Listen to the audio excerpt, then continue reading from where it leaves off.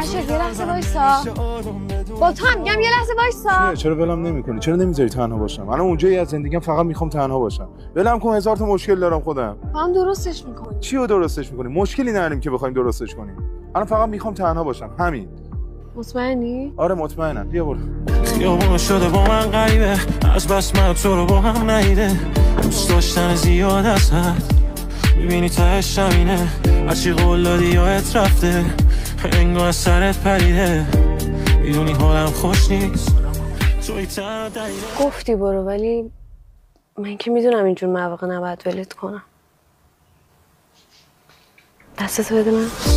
میدونی قلبم نمیشه آروم بدون تو، اون تو هم که هر شب چشای خیست بهونه شد، دعوتی امشب کجای شهر بدون منم که هر شب بس تو خیابون بدون تو.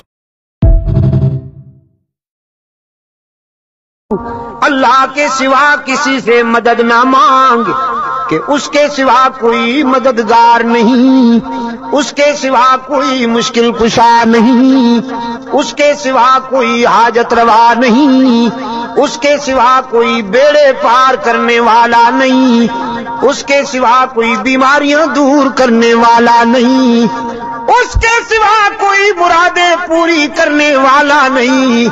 जब मांगना हो तो उसी से मांग, जब रोना हो तो उसी के दर पे आंसू बहा, जब दामन फैलाना हो तो उसी के दर पे दामन फैला।